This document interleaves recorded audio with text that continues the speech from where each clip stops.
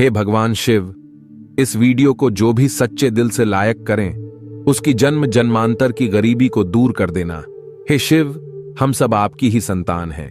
दोस्तों, मर जाना, लेकिन मुख्य द्वार पर भूल कर भी ऐसे जल मत छिड़कना जैसे कि हम वीडियो में आपको बताने जा रहे हैं। दोस्तों, मुख्य द्वार पर गलत तरीके से जल छिड़कने से घर बर्बाद हो जाता है। और हो सके तो जब भी घर के मुख्य द्वार पर जल छिड़काव करें, तब गणेश जी का यह मंत्र जरूर बोले, जो कि कुछ देर बाद हम आपको वीडियो में बता देंगे। और वीडियो में हम यह भी बताएंगे कि मंदिर में जो एक लोटा जल रखा जाता है उसका क्या करें। मंदिर का लोटा कैसा हो, पीतल का हो, तांबे का हो। और मंदिर में जो एक लोटा जल रखा होता है उस जल का हम क्या करें। कुछ लोग करते हैं गलती और बाद में पछताते हैं। ऐसी गलती आप कभी मत करना, नहीं तो कंगाल हो जाओगे, बर्बाद हो जाओगे। मंदिर में एक लोटा जल ऐसे कभी मत रखना। दोस्तों, कुछ लोग यहां पर ऐसे भी होंगे जो इस वीडियो को बीच में ही छोड़ दियाच देंगे। अगर इस वीडियो को आपको छोड़ देना ही है तो अभी छोड़ दियाच देना, परंतु गणेश जी भगवान का अपमान मत करना वीडियो को अधूरा छोड़ दद कर। इसलिए आपको घर के मुख्य द्वार पर जल कैसे ढकना है, इस कार्य विधि को पूरा ही देखे। आधा अधूरा देखने से समझ लेना आप भगवान का अपमान कर रहे हैं। दोस्तों, बहुत समय से आप लोगों के प्रश्न आ रहे हैं कि मुख्य द्वार पर जल छिड़कने का सही समय क्या होता है और सही विधि क्या होती है। किस समय हमें जल छिड़कना चाहिए और क्या मुख्य द्वार पर जल छिड़कने के लिए स्नान करना आवश्यक है या बिना स्नान किए भी मुख्य द्वार पर जल का छिड़काव किया जा सकता है। झाड़ू लगाने से पहले या फिर झाड़ू लगाने के बाद जल छिड़कना चाहिए। और एक और प्रश्न आया है कि क्या पीरियड्स में हम अपने घर के मुख्य द्वार पर जल का छिड़काव कर सकते हैं या मुख्य द्वार पर दीप दान कर सकते हैं। और जल से ही जुड़ा हुआ एक और प्रश्न है आपका के मंदिर में जो प्रतिदिन हम एक लोटा जल रखते हैं, उस जल का हमें क्या करना चाहिए, किस प्रकार प्रयोग करना चाहिए। क्या हम उसे खाने में प्रयोग कर सकते हैं या फिर हम किसी पौधे में डाल सकते हैं। उस जल का उपयोग किस प्रकार से होना चाहिए। और कुछ लोगों का कहना यह है कि जब हम मुख्य द्वार पर जल ढकते हैं तो घर के अंदर की तरफ से जल छिड़कें या घर के बाहर की तरफ से जल का छिड़काव करें। इसके बारे में कई लोग शंका में हैं। आज यह शंका भी दूर हो जाएगी। और मुख्य द्वार पर जल छिड़कने से संबंधित आपका अगला प्रश्न है कि कई ऐसे लोग हैं जो कि फ्लैट में रहते हैं, कुछ ऐसे लोग हैं जो कि किराए के मकान में रहते हैं, एक ही कमरे में रहते हैं, तो उन्हें अपने घर पर मुख्य द्वार पर दीपदान किस प्रकार से करना चाहिए, जल कहां छिड़कना चाहिए। मतलब वह इस जगह को मुख्य द्वार मानकर वहां पर मुख्य द्वार से जुड़े हुए उपाय करें। तो आज की वीडियो पूरी तरह से आपके प्रश्नों पर ही आधारित है। मुख्य द्वार पर जल ढकने का सही समय क्या होता है और सही विधि क्या होती है। तो देखिए, अगर आप मुख्य द्वार पर जल छिड़कते हैं तो आपको ध्यान रखना है कि जल आप एक दिन पहले ही, मतलब रात को सोने से पहले एक पात्र में कोई भी आप पात्र ले सकते हैं। जैसे कि आप एक तांबे का भी पात्र ले सकते हैं। तांबे का ना हो तो आप पीतल का ले सकते हैं, स्टील का ले सकते हैं, चांदी का ले सकते हैं, जो भी पात्र आपके पास उपलब्ध हो। एक लोटे में थोड़ा सा गंगा जल डाल दीजिए और उसके ऊपर शुद्ध जल भर दीजिए। और हां, गंगा जल ना हो तो भी परेशान होने की आवश्यकता नहीं है। सिर्फ शुद्ध जल से भी आप पात्र को भर सकते हैं और उस जल से भरे पात्र को अपने घर की रसोई में रख दीजिए। अब जैसे कि आप अगले दिन सुबह उठकर इस जल का छिड़काव अपने घर के मुख्य द्वार पर करेंगे। अब बहुत से भक्तों के प्रश्न आए हैं कि क्या हम स्नान से पहले यह जल छिड़क सकते हैं या फिर स्नान करना आवश्यक है। देखिए, मुख्य द्वार पर जो सुबह सवेरे सबसे पहले जल छिड़का जाता है, जैसे कि जो रसोई में रखा हुआ जल होता है, यह एक तरीके से उपाय के तौर पर किया जाता है।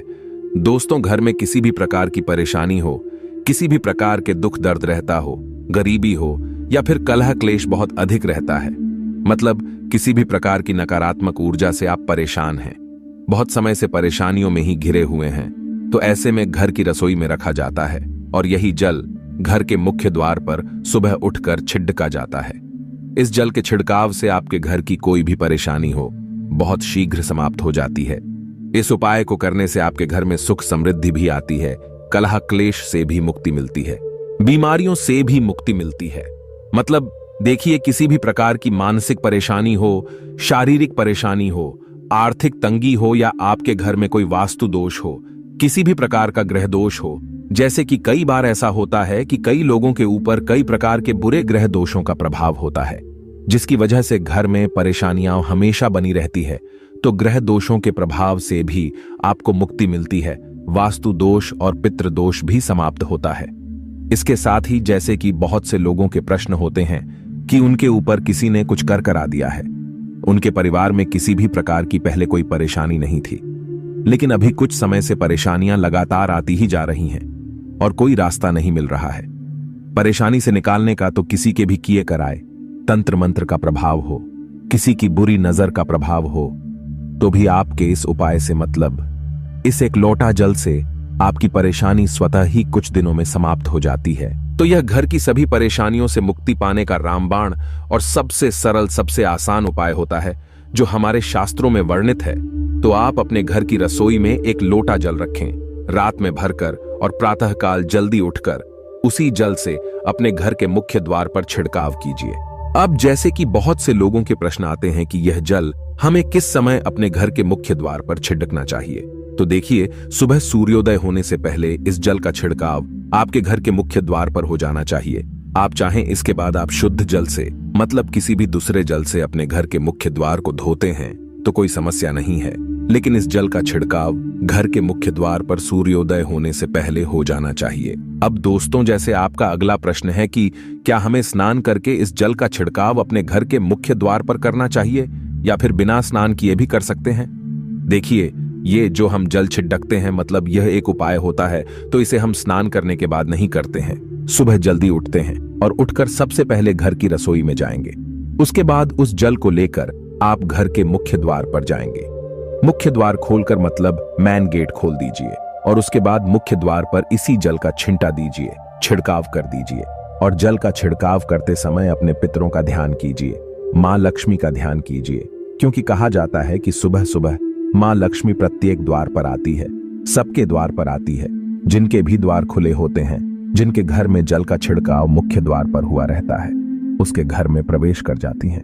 तो महालक्ष्मी का अपने मन में ध्यान कीजिए और एक तरह से प्रार्थना कीजिए, हे मां लक्ष्मी, आप मेरे घर में प्रवेश करें, मैं आपका स्वागत करने के लिए तैयार हूं।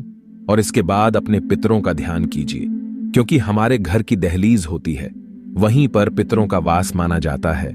तो जब आप दहलीज पर जल के छींटे देते हैं तो आपके पितर बहुत प्रसन्न हो जाते हैं और उनका आशीर्वाद भी आपको प्राप्त होता है।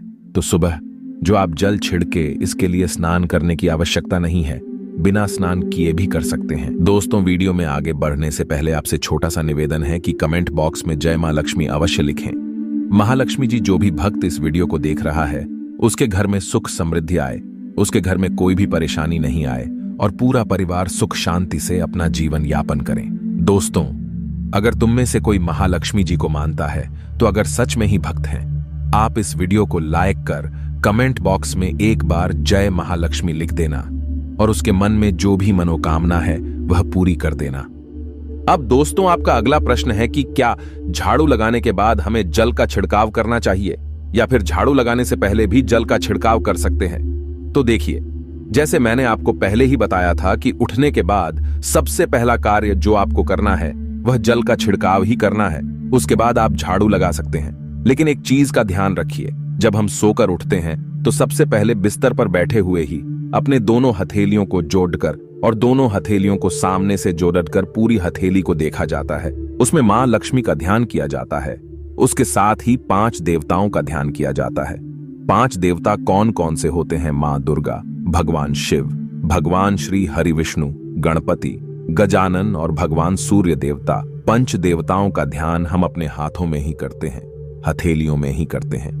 कराग्रे वसते लक्ष्मी, कर मध्य सरस्वती, कर मूल्य तु ब्रह्मा, प्रभाते कर दर्शनम।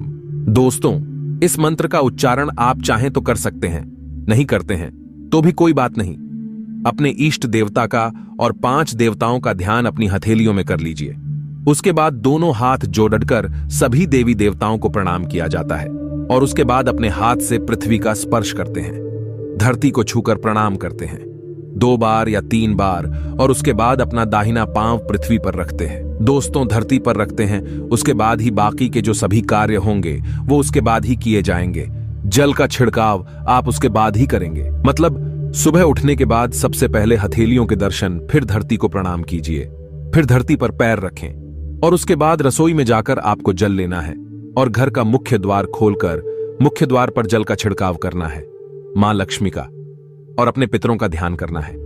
उसके बाद आप अपने घर में आ जाएंगे और उसके बाद जो भी आपकी रूटीन वर्क होते हैं, मतलब झाड़ू लगाएंगे या फिर आप स्नान करेंगे, ये सभी कार्य उसके बाद किए जाएंगे। और अब जैसे कि कई लोगों के प्रश्न आते हैं कि जब हम जल का छिड़काव करते हैं, क्या उसी समय हम घर के मुख्य द्वार पर झाड़ू लगाकर और पानी डालकर क्या हम मुख्य द्वार की अच्छे से सफाई कर सकते हैं? जी हां, बिल्कुल कर सकते हैं। पहले आप जो रसोई में रखा हुआ जल है, उस जल का छिड़काव कर दीजिए। उसके बाद और भी पानी डालकर, मतलब अगर आपके पास जल और उपलब्ध है तो और जल लेकर और घर के मुख्य द्वार की अच्छी तरह से झाड़ू से या कैसे भी सफाई कर सकते हैं। और कई लोगों के प्रश्न आए हैं कि हम किसी फ्लैट में रहते हैं या फिर किसी ऐसे कमरे में रहते हैं, किराए के कमरे में, कि हमारे पास एक ही कमरा है, तो हम जल का छिड़काव या फिर दीपदान कहां पर करें?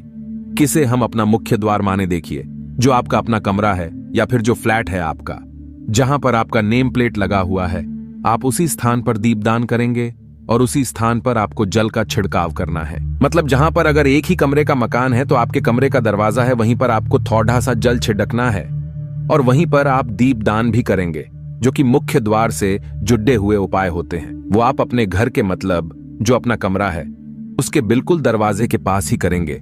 और आपका अगला प्रश्न है कि क्या पीरियड में हम अपने घर के मुख्य द्वार पर जल का छिड़काव कर सकते हैं, दीपदान कर सकते हैं? देखिए, जल का छिड़काव करने के लिए पीरियड हो या ना हो, उससे कोई फर्क नहीं, पडीडी डेता जल का छिड़काव कर सकते हैं। रही बात दीपदान की, तो दीपदान देखिए कार्मिक पूजा में आ जाता है, और कार्मिक पूजा हम बिना शुद्ध हुए नहीं कर सकते हैं, मतलब पीरियड समाप्त होने के बाद ही आप कर सकते हैं। दोस्तों, बाकी जल का छिड़काव आप कभी भी कर सकते हैं, पीरियड्स में भी कर सकते हैं, कोई समस्या नहीं है। और अब आपका प्रश्न है कि क्या मंदिर में जो हम जल रखते हैं, क्या वो रखना जरूरी है, और अगर हम रखते हैं तो उस जल का क्या करें? देखिए, मंदिर में जल रखना बहुत आवश्यक है। जल एक ऐसी चीज होती है जिसमें सभी प्रकार की जो एनर्जी होती है ऑब्जर्व हो जाती है। तो जो हम पूजा पाठ करते हैं, मंत्रों का जप करते हैं या वहां पर प्रार्थना करते हैं, जो भी हमारे अपने मन की कामना भी कहते हैं, भगवान से तो सभी चीजें उस जल में समाहित हो जाती हैं। इसलिए पूजा करने से पहले घर के मंदिर में एक लोटा जल रखा जाता है और उसके बाद दीपदान, मतलब एक दीपक प्रज्वलित कर दिया जाता है। यह अग्नि और जल का एक तरह से बैलेंस भी हो जाता है, और इसलिए शास्त्रों के अनुसार घर के मंदिर में एक लोटा जल भी हमेशा होना चाहिए और दीपक भी प्रज्वलित करना चाहिए। तो अब इस जल का करना क्या चाहिए? देखिए, जब हम जल रखते हैं, सुबह की पूजा में रखते हैं, मतलब सुबह जो हम पूजा करते हैं, प्रातःकालीन पूजा, उस समय जल रखा जाता है और वह जल हम अगले दिन उठते हैं, मतलब जब आप अगले दिन पूजा करने जाते हैं, दोस्तों, स्नान इत्यादि करने के बाद तो आप उस जल को उठाते हैं। सबसे पहले तो उस जल का प्रयोग सुन लीजिए। आप अपने घर के सारे कमरों में, मतलब पूरे घर में उस जल का छिड़काव करते हैं, तो इससे आपके घर का शुद्धिकरण हो जाता है, क्योंकि वह बहुत ही पॉजिटिव एनर्जी से भरा हुआ जल होता है। इससे कई बीमारी स्वतः ही दूर हो जाती है। उस जल का छिड़काव करने से किसी भी प्रकार की नकारात्मक ऊर्जा का प्रवेश आपके घर में नहीं होता। किसी भी प्रकार की परेशानी आपके घर में हो, अगर आप नियमित तौर पर उस जल का छिड़काव करें अपने घर में, तो निश्चित ही आप परेशानियों से मुक्ति पा जाते हैं। किसी के कर तंत्र मंत्र के प्रभाव से मुक्ति पा जाते हैं। दूसरा इसका उपाय आप कर सकते हैं, जैसे कि घर में कोई बीमार है तो आप इस जल को उस व्यक्ति को पीने के लिए दे सकते हैं, और यह जल इतना पावरफुल होता है कि इस जल को पीने से बढ़ी बीमारियों से, मतलब लंबी बीमारियों से भी धीरे धीरे राहत मिलने लग जाती है। कई बार होता है ना कि आप लोगों के प्रश्न आते हैं कि दवाई तो हम कर रहे हैं, लेकिन दवाई हमें लगता ही नहीं है, दवाई का कोई प्रभाव ही देखने को नहीं मिलता। तो ऐसे में अगर दवाई के साथ साथ उस जल को पीने के लिए रोगी को दिया जाए, यानी मेडिसिन इसी पानी से अगर खाई जाए, तो बहुत अच्छी दवाइयां काम करने लग जाती है। और जैसे कि परिवार में अगर बहुत अधिक कलह क्लेश रहता है, हमेशा आपस में सामंजस्य बनता ही नहीं है, आपस में हर बात पर मतभेद होता है, तो परिवार के सभी सदस्य इस जल में से अगर थोड़ा थोड़ा पीते हैं तो धीरे धीरे विचारों में परिवर्तन आने लग जाता है, सकारात्मक विचार सभी के होने लग जाते हैं और आपस में समन्वय होने लग जाता है। घर से कलह क्लेश और मतभेद हमेशा के लिए समाप्त हो जाते हैं। और मंदिर में रखे हुए जल का अगला उपाय क्या है? देखिए, अगर आप कोई दुकान करते हैं, कोई व्यापारिक स्थल है आपका, तो प्रतिदिन इसी जल में से थोड़ा सा जल ले जाकर दुकान पर, व्यापारिक स्थल पर छिड़काव कीजिए। इससे आपका दुकान, आपका काम बहुत अच्छा चलता है। मतलब किसी भी प्रकार की परेशानी आपके व्यापारिक स्थल पर नहीं आती है, क्योंकि जैसा मैंने आपको बताया, ये जो जल होता है बहुत पावरफुल होता है, बहुत पॉजिटिव होता है। अब मंदिर में रखा एक लोटा जल पावरफुल और पॉजिटिव से भरा क्यों होता है, क्यों इसमें सकारात्मक ऊर्जा का भंडार होता है, आइए जानते हैं। देखिए, जल जो होता है अमृत हुआ, मीठे मीठे फल हुए, भोजन हुआ, अनाज हुआ, उससे भी बढ़कर माना जाता है। देवी देवता आपके दिए हुए इसी जल को ग्रहण करते हैं। मंदिर में एक लोटा जल रखना उतना ही जरूरी है जितना आप सुबह दोपहर शाम का भोजन करते हैं। जब हम भगवान की पूजा करते हैं और तांबे के पात्र में या पीतल के पात्र में एक लोटा जल जरूर रखते हैं। जल जो होता है सागर रूपी होता है और यही सागर आपकी नैया पार लगता है। मंदिर में एक लोटा जल रखने का कारण एक और यह होता है कि जो लोग भगवान को डेली भोजन नहीं करा सकते तो वह मंदिर में एक लोटा जल रखते हैं ताकि भगवान इसे ग्रहण करें, और यह जल रूपी प्रसाद इसके अगले दिन यह सुबह के समय आप प्रसाद समझकर ग्रहण करें। लेकिन याद रहे, मंदिर में रखा लोटा जल कभी भी तुलसी में अर्पित नहीं करना चाहिए। उसके लिए आप अलग से तांबे के पत्र से तुलसी में जल अर्पित कर सकते हैं, क्योंकि यह जल सभी देवी देवता ग्रहण करते हैं, तो इसीलिए तुलसी में डालना वर्जित है। लेकिन हाँ, अगर आपके घर में लड्डू गोपाल है, राधा कृष्ण है और आप एक लोटा जल उनके लिए अर्पित करते हैं तो आप अगले दिन यानी सुबह के समय वह जल तुलसी में चढ़ा सकते हैं। मंदिर में जो एक लोटा जल रखा होता है उसके अगले यानी सुबह के समय आप इस जल से अपनी आंखें जरूर धोया करें। इससे आंखों में रोशनी बढ़ती है और आंखों में जितनी भी बीमारी आ जाती है वह दूर होती है।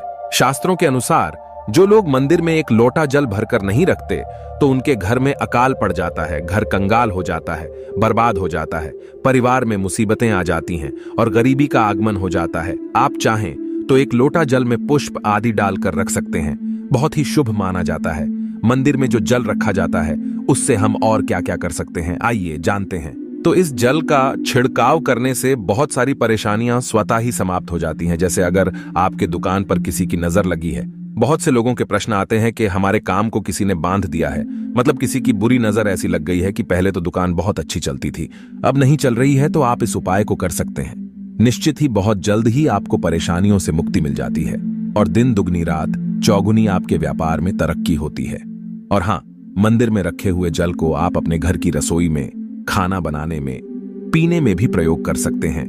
लेकिन खाना बनाने में प्रयोग तभी कीजिए जबकि आपके घर में बिल्कुल सात्विक भोजन बनता हो, मतलब लहसुन प्याज अगर आपके घर में बनता हो तो खाना बनाने में इस जल का प्रयोग नहीं किया जा सकता है। फिर आप इस जल को थोड़ा थोड़ा परिवार के सदस्य मिलकर ग्रहण कर सकते हैं और बचे हुए जल को आप अपने घर में पौधों में डाल सकते हैं। तो देखिए, ऐसा नहीं है कि मंदिर पर रखा हुआ जल बेकार होता है, किसी काम का नहीं होता है। बहुत सारे उपयोग इस जल के होते हैं और वैज्ञानिक तौर पर जब पानी और तांबे का मिलन होता है तब वो पानी अमृत हो जाता है। इस पानी को पीने के बाद यानी कॉपर वाला शरीर के लिए अत्यधिक गुणवान है, बलवान है। इस कारण भी आप यह जल पिए, लेकिन जल तांबे के लोटे में ही होना चाहिए। अगर हम सही तरीके से प्रयोग करें तो अपने जीवन की बहुत सारी परेशानियों का समाधान मात्र इस एक लोटा जल से हम कर सकते हैं। तो ध्यान रखिए कि मंत्रों से अभिमंत्रित जल बहुत महत्वपूर्ण होता है, बहुत शक्तिशाली होता है और हमारे घर के मंदिर पर रखा हुआ जल देवताओं का आशीर्वाद होता है, क्योंकि पूरे समय वह देवताओं के पास होता है। देवी देवता वहां पर रहते हैं तो उस जल में हर प्रकार की शक्ति समाहित होती है जो कि सकारात्मक शक्तियां होती है। और इस जल का प्रयोग अगर हम सही तरीके से करते हैं, मतलब उसको पीने में करते हैं, खाना बनाने में करते हैं, घर में जल का छिड़काव करने में करते हैं, तो इससे हमारी समस्याओं का समाधान होता है। और अगर कोई भी कार्य नियमित तौर पर मतलब प्रतिदिन किया जाता है तो उसका हमें लाभ प्राप्त होता है। कभी कभी करेंगे तो निश्चित ही आपको उतना लाभ दिखाई नहीं देगा, लेकिन अगर आप नियम बना लेंगे कि हर रोज उसी जल से घर में छिड़काव करना है, घर में प्रत्येक व्यक्ति को थोड़ा थोड़ा पीने के लिए देना है, बचे हुए जल को पौधों में डाल दीजिए, दुकान पर छिड़क दीजिए, अपने घर के व्यापारिक स्थल पर छिड़काव कीजिए, बच्चों की बुक्स शेष में, अपने घर की तिजोरी में, हर जगह इस जल का छिड़काव कीजिए और नियमित तौर पर कीजिए। चमत्कार आपको निश्चित ही देखने को मिलेगा। इसी प्रकार से जो रसोई में रखा हुआ जल होता है उसका छिड़काव अपने घर के मुख्य द्वार पर कीजिए, तो इसका भी आपको लाभ बहुत ही शीघ्र दिखाई देगा। लेकिन इसे अपने रूटीन में शामिल करना होगा, प्रतिदिन नियम से यह कार्य करना होगा। तभी आपको लाभ देखने को मिलेंगे। और हाँ, कई लोगों के प्रश्न आते हैं कि मंदिर पर जो रखा हुआ जल होता है, तो जब हम अगले दिन उठाते हैं तो उसमें कई बार कुछ चीजें पियाच जाती हैं, कोई कीड़े मकोड़े पडीडिए जाते हैं। क्योंकि खुला होता है तो क्या हम उसे ढक सकते हैं? जी हाँ, बिल्कुल ढक सकते हैं। जब आप पूजा करते हैं सुबह के समय, तो जब तक पूजा कर रहे हैं, जब तक मंत्रोच्चारण कर रहे हैं, तब तक जल खुला रखिए। और उसके बाद जैसे कि आप पूजा पर से उठते हैं, तो उससे पहले जल को किसी भी प्लेट से या कटोरी से ढक दीजिए। फिर जब आप अगले दिन उस जल को उठाएंगे तो बिल्कुल शुद्ध और साफ सुथरा जल आपको मिलेगा, और उस जल का प्रयोग आप अपने किसी भी कार्य में कर सकते हैं। और दोस्तों, आप जब भी घर के मुख्य द्वार पर जल छिड़काव करें तो गणेश जी भगवान का यह मंत्र जरूर बोले, ओम गणपतये नमः। और जो हमने आपको वीडियो में बताया है उसे ध्यानपूर्वक अच्छी तरीके से समझकर अपने घर के मुख्य द्वार पर जल का छिड़काव करें। हे माता लक्ष्मी, इस वीडियो को जो भी लाइक करे उसकी गरीबी दूर कर देना, उसको भाग्य का साथ देना। जय माता लक्ष्मी।